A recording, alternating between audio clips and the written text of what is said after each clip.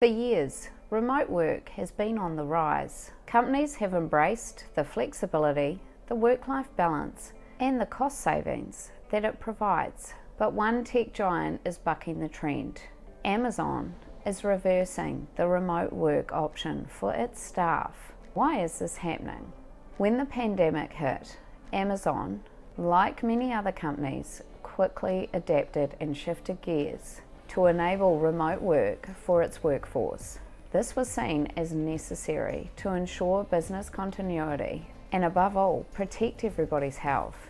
But now, with the risk significantly reduced from the pandemic, Amazon has decided to do a U-turn.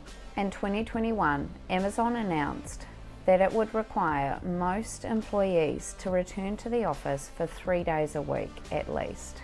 This decision was met with mixed reactions, with some employees expressing concern about the impact on their work-life balance that they'd started to get really used to and their productivity.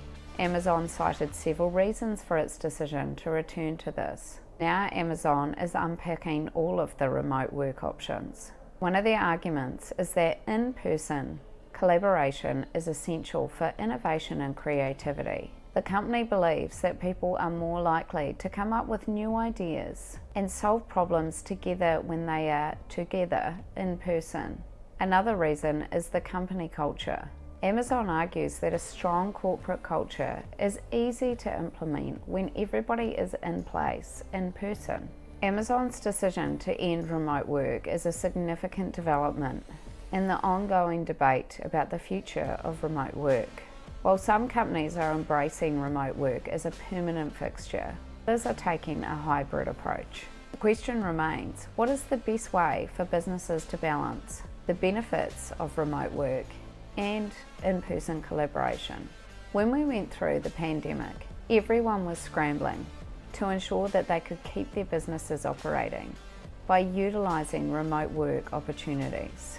I remember having to drive to my office at 8 o'clock at night to pick up office equipment, along with half the city. The roads were completely backed up as everybody was racing to meet the timeline, which meant that at midnight, everyone was going to be locked down and we weren't going to be able to go into the office and get anything.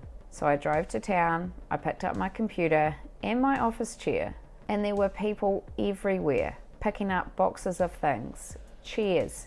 Some were taking desks, computers, files, as many of us weren't set up to work from home.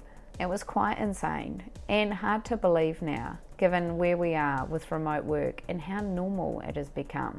So now Amazon is reversing the remote work option, and there has been a distinct change in the atmosphere around remote working. There seems to be a growing trend among companies to request that workers return to the office. This trend is particularly noticeable in sectors that require frequent collaboration and a lot of meetings.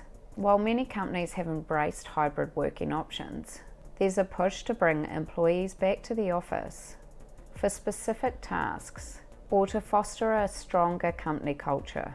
There is also a reduction in the number of fully remote jobs that are available. As companies adapt to post-pandemic times, there's a growing preference for hybrid work or a return to in-office work.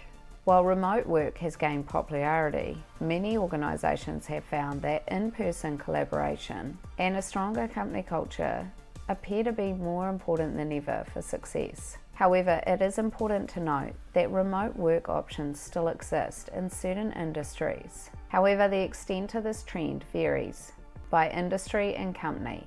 Some organisations have fully transitioned back into the office full-time, while others remain with flexible policies to allow remote work for certain roles. The decision to return appears to really depend on the nature of the work, the company culture, as well as the preference of employees.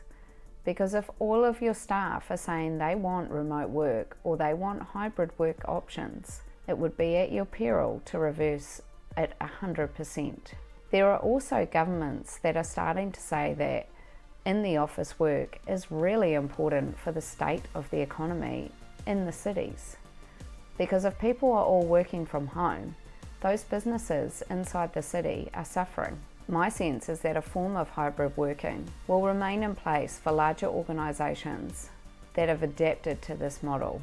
However, there will be emphasis on having more days in the office, collaborating with your colleagues and peers, and that the number of fully remote jobs will reduce to just certain industries. And for those leaders who are concerned about the productivity of their staff who are working remotely, technology solutions to monitor this productivity are on the rise to enable leaders to really successfully implement remote work or continue with this as an option.